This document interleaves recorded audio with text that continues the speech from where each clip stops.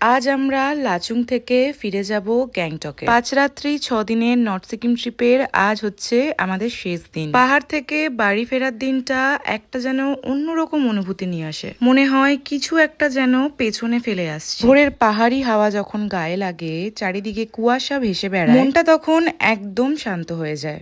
আর ওই দূরের বরফে ঢাকা পাহাড়, সবুজ চূড়া, পাখির ডাক সব মিলিয়ে এক স্বপ্নের পরিবেশ সৃষ্টি করে। কিন্তু সেই স্বপ্নের মধ্যেই যখন ব্যাগ গুছিয়ে নেওয়ার সময় আসে, তখনই শুরু হয় মন খারাপের পালা। আর আমরা বুঝতে পারি যে এবার আমাদের বাস্তব জীবনে ফেরার সময় হয়ে গেছে। মানে সেই একঘেয়ে জীবন আবার আর কি। প্রতিটা বাড়ি পাহাড় থেকে বাড়ি ফেরার সময় মনে হয় আবার কবে আসবো এখানে। এই পাহাড়ের প্রতিটা বাঘ, প্রতিটা ঝর্ণা, প্রতিটা গ্রামই যেন আপন হয়ে যায়। আর তার সাথে আপন হয়ে যায় যাদের সাথে এতগুলো দিন আমরা এক গাড়িতে কাটিয়েছি। ফেরার সময় এটা ভেবেই মনটা খারাপ হয়ে গেল যে এদের সাথে চাইলেও আর কখনোই দেখা হবে না। গ্যাংটকে ফিরে আমরা দুপুর 2টো নাগাদ চলে এসেছি আমাদের রুমে। আর এই গাছটা ড্রাইভার দাদা ওকে গিফট হিসাবে দিয়েছে, যেহেতু ও গাছ ভীষণ ভালোবাসে। রুমে ফিরে ফ্রেশ হয়ে নিয়েছি। এরপরেই দুপুরে আমাদের হোটেল থেকে লাঞ্চ দিয়েছিল। দুপুরে লাঞ্চের মেনুতে এতদিন পর মাছ দেখে আমরা দুজনেই তো এদিকে ভীষণ খুশি। খাওয়া দাওয়া শেষ করে একটু ঘুমিয়েছিলাম। তারপরে সন্ধ্যেবেলায় আমাদের টুকটাক কিছু স্ন্যাক্স দিয়েছিল হোটেল থেকে। যেহেতু কালকে অনেক সকালবেলায় আমরা গ্যাংটক থেকে